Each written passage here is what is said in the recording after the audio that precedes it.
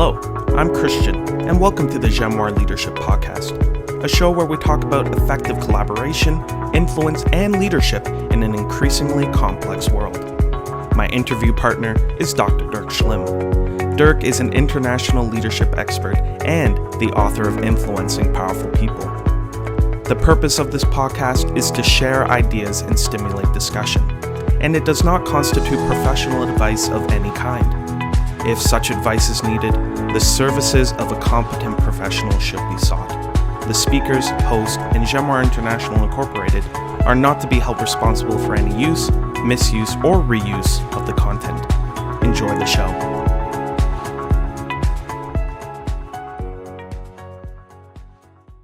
Hello everyone, welcome back to the Jamoir Leadership Podcast. My name is Christian, I am your host, but today we are continuing our conversation with Dr. James Ah, so we're going to jump right in.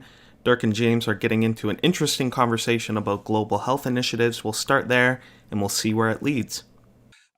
James, you are somebody with a broad array of interests and talents. So this is why I have to change tacks here with so many questions we have to ask you, because you have so many interests. So your work, as Christian mentioned in the intro, involves global health initiatives for disadvantaged communities. And so, hey, let's talk about that for a moment. How can leaders in the corporate world contribute to global health and social responsibility efforts? What would be your thoughts there if you take a bit of a wider approach? Yeah, I think companies have always had an interest in corporate social responsibility, if you will, but now ESG, right? Environmental sustainable governance. So it's becoming much more embedded and integrated in sort of operational plans for a lot of organizations. And we're in uncertain times: climate change, post-pandemic, geopolitical, poverty, racism, you name it. It's an endless list. So I think more and more organizations are recognizing that's important to not make things worse. And there's so many causes; they're all important. All the causes are important. So I think really organizations and leaders need to find something they're passionate about, that they really think that they can make a change. And the other thing that's worked is getting involved with peer groups, so not just doing it internal, but talking to other executives or leaders or influencers across different industries to say, hey, how can we help and collaborate together to do something that is got longevity? The other thing, my experience in Africa was, it's always the same stuff. It's like, are you coming back? What are the relationships? Are you trying to do a top-down approach or bottom-up? So as an example, in Africa, what really worked for us was using the World Health Organization protocols, the UN stuff, the community health workers, relationships on the ground with the medical. So you really need to sort of amplify and help on the execution of things that they already know exist, but they just don't seem to have the resources or the ability to kind of deliver on these things. So, hey, there's so many important causes right now. So I think it is becoming part of the armamentarium and responsibility of leaders. It's just a matter of figuring out which one you want to tackle and how, and developing a team, and not sort of a one and done, something that's sort of sustainable. So, and then, don't, like we were talking at the outset, don't try to become an expert in something you're not expert in. Like, talk to the experts. Like, for instance, for ESG, there's a UN Sustainable Development Goals, United Nations, right? And then for World Health Organization, they set up very strong public health protocols based on regions and needs. So, start with the active listening, and then sort of then start sharing about what your capabilities are, and don't overpromise and underdeliver, and then figure out the funding and the resources, because all these things are a long haul game. They're not short term, and the problems are immense. So sometimes you can get overwhelmed. And if you do the donations, do more governance about where you think your money's being allocated, because sometimes it feels good, but you don't really know what happened to that donation. So James, that's good. I actually have two follow-on questions for this. So you mentioned in the intro that you're involved with your co-founder of Navisa, that's a nonprofit organization focused on chronic disease prevention in Africa, and so. What would you, if you're saying something, hey, I'm interested, I want to get going, how would you start something saying, hey, this is how I get involved? Do we have a brainstorming, what people are passionate about, what the world needs? How do we get going to, I mean, you get, I guess, so many, as you say, so many good causes out there. You cannot do them all. You have to focus somewhere. What would be your thoughts? Yeah, there? I guess it depends on the different levels, life stage also, and Mhm, mhm. role within an organization. Maybe I'll start with the younger generation. Volunteerism is good for your health. You know, people want to join companies that have purpose, that are helping others, that have are doing good, and young folks are very entrepreneurial, and they've kind of mastered the social media and social ecosystems to kind of very quickly create groups with passion and intent. They might be a bit raw, like in terms of life experiences, but they sure have energy. So I think, you know, phase one is listen to your employees, listen to the younger generation. What are their hot buttons? What do they have the energy and the passion for? So that's kind of one. For the more senior folks, in my experience, you know, being on Bay Street, you know, taking care of doctors for taking care of patients, I should say, for 20 plus years, it's usually a personal story. You know, so it's usually something like, oh, my relative had this condition, or this affected me personally. And so they really kind of get into it. They have a personal connection to the cause, and then they start listening. So who else is in the space? How can I help? What's going well? What's not going so well? And then they start to come up with solutions because they're emotionally invested. So for senior folks, I usually find some kind of a personal connection to these things. And then for other folks, it's like, again, don't reinvent the wheel. There's a lot of people that do this stuff for a living, not for profit. They do this, you know, this is their life. And so, you know, reach out to the community centers, these different not-for-profit organizations, and start, you know, setting up meetings and try to understand what they do. And also take a good look at yourself in the mirror about what is your intent? Why are you doing this? Like, are you just trying to pad your resume? Are you really trying to do something here? Like, why are you involved? And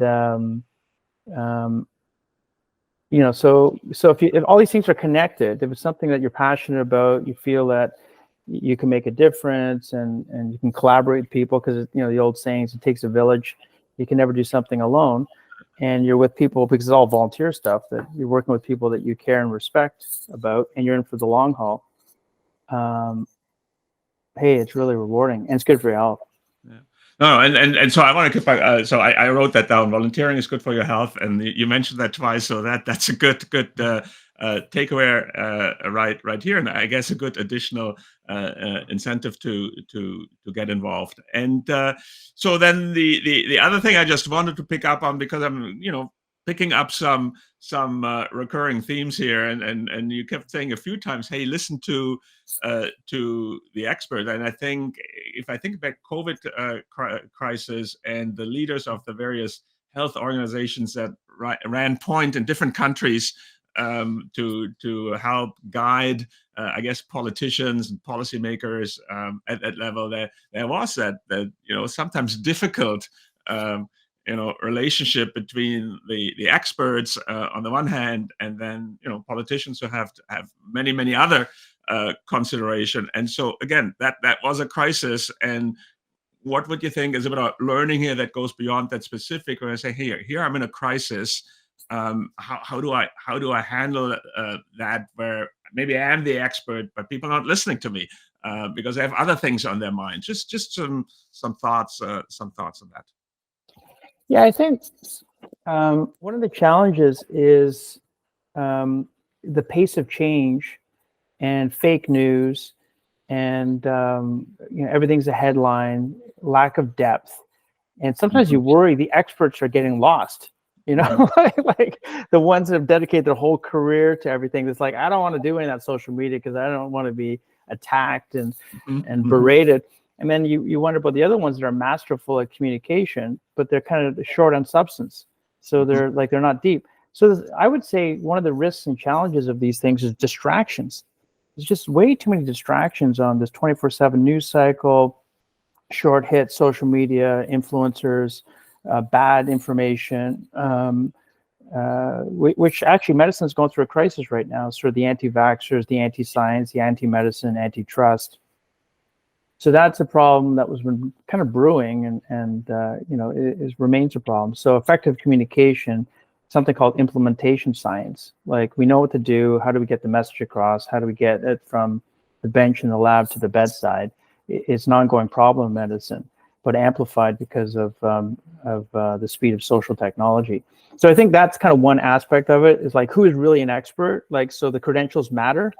Like, credentials matter. Are you really an expert, or you just have a kind of a poser who knows how to Google and cut and paste, or a Chat GPT expert? So who are the real experts? I think, and we need to help the real experts better with communication. And the pace of change. There's just so much happening right now. Climate change, war, and the markets, economy.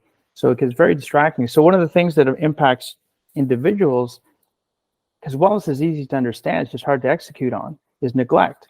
Mm-hmm. So if you think about wellness, personal wellness, it's your physical health, your psychological health, your community, your relationships, your financial health, job satisfaction. But if you lean all in on one and you neglect the others, you're not well, and something's going to suffer. So, if you just pick one lane versus trying to balance all the different lanes and pace yourself, then you're probably better off in the long term. But hey, the context of that is life stages. When you're young and you're getting your career going, you got to grind it out, eh? There's no quick, you got to become an expert. You got to grind, you got to put your time in. But when you're older and more senior, you've had different things, you can be more choosy about how you can kind of leverage your time and where you want to spend it. So it all goes in different stages, and when you have young children and all these kinds of things. So I found the whole well-being thing, a lot of it depends on life stage. And another thing that's a coping mechanism, which I find interesting, is this concept of flow. Dr. Mikhail C., he's got a long last name, but he talks about being in the pocket, right? Like, if you're overskilled and understimulated, then you're bored. If you're underskilled and overstimulated, you're anxious, right? So it's the pocket of sort of, hey, this is interesting, it's cool, I'm growing. It's just the right amount of tension, it's good for you. But too much of it is bad for you. Or sometimes too much flow turns into a workaholic. Yeah. Because it's almost like, hey, it's fueling my addiction of like my ego and my power, and this is how, but then you neglect your relationships. You neglect your community, you neglect your health. So it's all a balancing act. No, and that so James, that's good. Again, we could have an entire podcast on this, but I wrote one word down here that you mentioned, or two words: implementation science.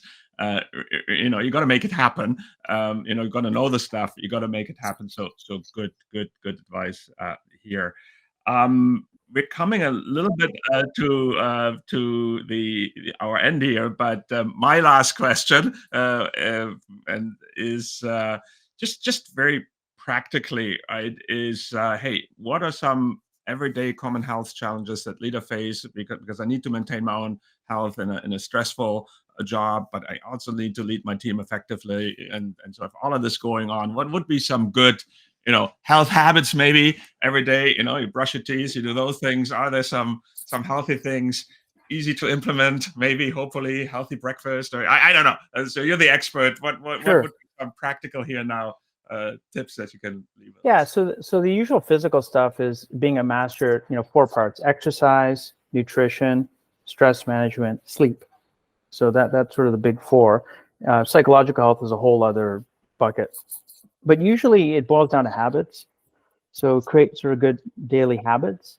And so, start strong, do something physical that makes you sweat. Well, on the exercise stuff, it's aerobic strength training, stretching. On the habit stuff, Mediterranean diet always seems to go to the top of the studies. Plant-based, healthy sources of protein, avoid too much processed foods. Everything in moderation. Don't drink too much, don't smoke, etc. Sleep's huge. The older you get, sleep becomes a weapon. Restoration becomes very important. It's a problem actually for young people now, because everybody's on their devices. So before they go to bed, they're catching up on all their social media hits and Netflix, whatever. And stress management, that's a whole other podcast. Okay. And then mental health and resiliency, that's a whole other podcast. But, the quick hits are basically start strong, gratitude journal, some meditation, mindfulness, do something with nature, grounding kind of exercises, something physical that makes you sweat. During the days, take some breaks. At nighttime, have a good routine before you go to sleep. And then during the week, kind of make sure that you're working on your other non-work self, have hobbies, get them in the schedule. 10,000 coffees with your friends and mentors that are not related to work. Remember, get the humanity back and have fun, play. And then at the end of the day, all this stuff is anchored by social relationships. So creating all these different social relationships, and that gives you balance. Because there'll always be work, there'll always be things to do, there'll always be different ways that you pay the bills. But the other stuff takes time and energy, and there's no quick hits. So social relationships, social infrastructure, it's a two-way conversation, and it takes time. Dirk, you and I are talking, our relationship was like, whatever, I don't know, 10, 20 years ago, 10, 15 years ago. So relationships and trust take time. I wouldn't have done it if he just pinged me. So that's true. And even if while I was listening to you, I think we hit at least 3 right now. We're on a Friday morning here, so we're starting. We're starting strong. We're certainly having fun. So that's the second one. And as you said, we really have worked together many years ago. And I was trying to think, it's more than 20 for sure. And here we are, and pick things up where we left off, right? And so those things were all fantastic. So one of my key takeaways here is, James, we will have to have you back, right? We identified lots of podcast topics here. But we are running up on time. But before we let you go, we're gonna give it back to Christian here. Want to maybe have a question from you, and then we always look forward to the Christian summary. When we get feedback, right? We get a lot of feedback on the podcast from people out in the world. And hey, Christian summary is what people love, but he needs something to summarize, right? So James, we got a lot of stuff. Big challenge for Christian this time to package all of that together today. Yeah. No, thank you both so much. I'm going to jump right in here very quickly with a couple of questions. But first, I'll say, Dr. James, I do have a lot to summarize. I know people can't see, but I'll hold it up for you. I got notes upon notes here that I'm looking at. Very, very helpful stuff. And I'm going to come in with perhaps one more serious question and then one more a bit more fun question. But first of all, that last bit of the conversation, very helpful. A lot of important stuff there. A lot of people know who listen that I'm in a PhD program, and like most fourth-year PhDs, I also am teaching a course on the side. I'm TAing. I'm having a campus job, so definitely a lot of pressure. And I know being in a PhD program and many other different academic programs, whatever they might be, pressure is certainly a question in the first couple of years. And I imagine this is in a lot of different areas. We'll talk about imposter syndrome being the big thing we have to deal with, but then get into your third and fourth year, that's when people start talking about burnout syndrome, which a lot of reading on and a lot of different approaches to that. I've been reading philosophy as an approach to that, of course, health and fitness as a response, and various other things. So maybe I'll just ask you, since you and Dirk got to know each other, we talked about your history a bit at Husky and getting to know each other there, starting out as young leaders. So maybe just drilling down a bit more on that last conversation, if you have any advice for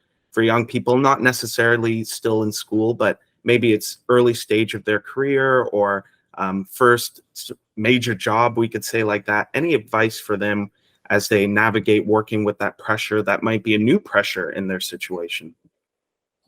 Yeah, no, that's a great comments, Christian, and thanks for the question. And burnout definitely is a problem in the healthcare sector. So purpose is not enough. Everyone in healthcare wants to help people, but eventually they get into physical and emotional exhaustion, and that's when all the negative stuff starts to happen. So we do have to take care of ourselves. I would say for young people, it's the fear of missing out. There's too much pressure on you folks to succeed, and you don't have all the life experiences, and the pace of change is so fast that sometimes it creates this sort of unreachable goal, right? And so that puts a lot of unnecessary pressure on younger folks. And then there's always this generation gap of older folks maybe don't quite can't quite relate to the world that you folks are in terms of the pressures that put upon the younger generation. I would say, besides the stuff I was talking about earlier about daily habits and exercise, nutrition, hobbies, etc., is mentorship. So I think what really helped me a lot early in my career was to seek out mentors. And so mentors is always a two-way street. And, you don't just take, you also have to give. But and the other thing, when you get older, you realize nobody's perfect. And so nobody has all the answers, but there might be a mentor in your life that you respect. That person's a great community leader. That person's a great executive.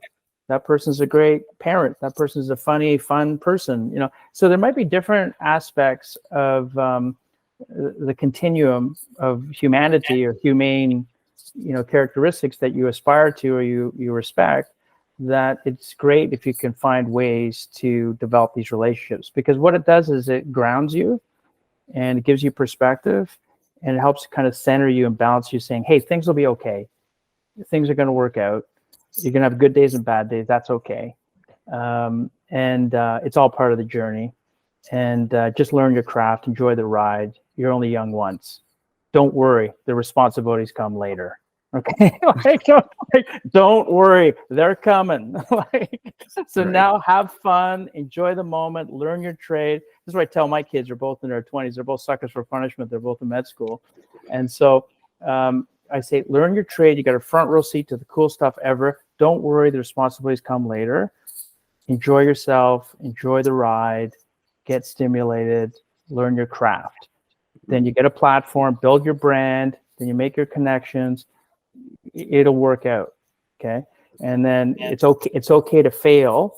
Now's a good time to fail because you're going to learn from it, okay? Responsibilities come later. So all this kind of stuff is like with your mentors, you get different life perspectives.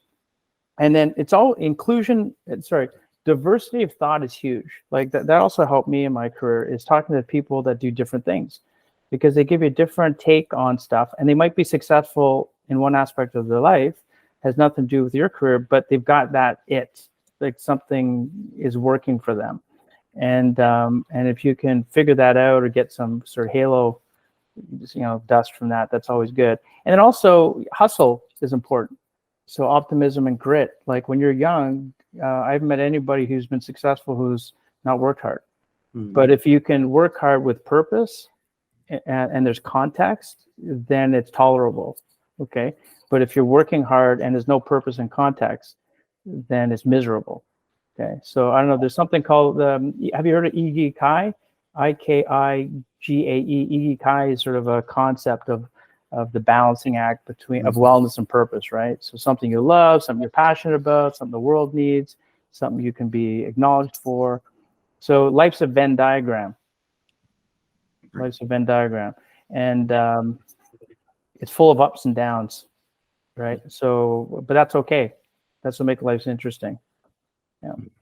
No, that's wonderful. And Dr. James, I could say on the Jamoir Leadership Podcast, we're often saying we're all about getting practical here for leaders. And you definitely brought that to the conversation today. So much practical advice. And the favorite one I have written down here is have fun. So out of all the practical advice we've gotten today and throughout our history on this podcast, this is a first for have fun. So I hope people remember that and actually see the many health benefits, not just for you, but for your organization. So that's wonderful. And another thing we like to do on the Jamoir Leadership Podcast, not only get practical, but also we like to talk about different international things and realities. Dirk and I are based in Canada, but we like to get out into the globe. So we talked about some of your initiatives and work in Africa, but in the start of your intro, one of the points there was you had some time in Barbados, and of course, being Barbadian myself, I'd love to hear a bit more about your time in Barbados. So maybe you can tell us about that. Yeah, it was a wonderful experience. In the third year of med school, you could do an elective in a developing world or different kind of experience. So I was initially looking at Africa. Even I eventually got to Africa later in my career, but then it was too much of a commitment. So then we had a relationship with the University of West Indies. Out of Barbados, right, and Jamaica and stuff. And so he said, well, why don't you do a stint there, because it's great, it's civilized, British colony, but they've got issues, rural medicine. So I said, sure, that sounds good. So I signed up and I got a rotation in Bridgetown, Barbados, at the Queen Elizabeth Hospital for 6 weeks catching babies. Wow. So I did obstetrics, gynecology. You wouldn't want me catching babies now, but back then as a med student, I remember, birds were flying in. The windows are all open for the ventilation, and it was quite interesting and wonderful, and had a great time. Learned how to windsurf badly when I was in Barbados and St. Lawrence Gap and all that good stuff. And flying fish and all the spicy pepper stuff. Love the food. Made some good friends. It was quite an adventure. So that's the other advice to young people is, adventure. Think big, try different things, get out of your comfort zone. Just try different things. You never know what's going to happen. And so I think that was that experience. Looking back, probably fueled my interest in global health. Because then I got into tropical medicine and got interested in all this infectious disease stuff. But yeah, no, Barbados was amazing. And one quick funny story was typical Canadian, uptight, trying to show up on time. And then I remember, everyone just ribbing me, don't worry, the bus gets here when the bus gets here. And, why are you so fussed around stuff? And you're so uptight, right? Because it's like the West Indies. But then if there's a topic that you're passionate about, you could have people like, who would win, Muhammad Ali or Mike Tyson? Like they would argue and, very passionate conversations over like something. But other things like, hey, you need my car and you got to stay in my house and no problem. So it's quite a endearing culture. And I've been there a few times actually with my family. We've gone back, so we love it. So anyways, I could go on about Barbados. That's another podcast. Yeah. Barbados, another podcast.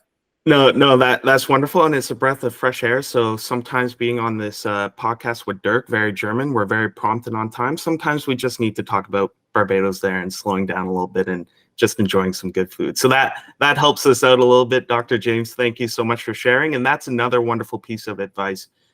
Adventure is good, and I like what you mentioned earlier, getting out in nature. So whether that is I like to garden and you like to learn how to windsurf badly, whatever it might be. Dirk, I'm sure you have something a bit of rucking I know you're into, but that is so important. And Dr. James, we can safely say it's important because you let us know. So thank you so much. Well, it was a pleasure being here, and thank you so much for inviting me. And I love this powerful tandem, father-son dynamic duo. It was fantastic, and so I really enjoyed it. Yeah, happy to help you guys however I can help you folks on whatever you guys are doing.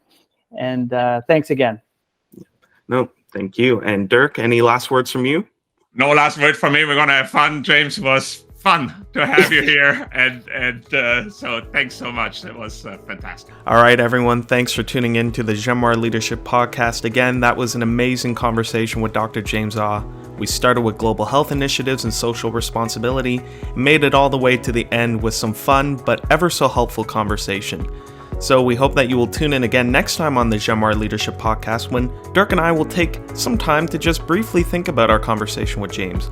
We'll discuss what we learned, but also how we might implement some of the strategies and some of the various different ideas that he brought to the table as it relates to health and leadership. Until then, take care.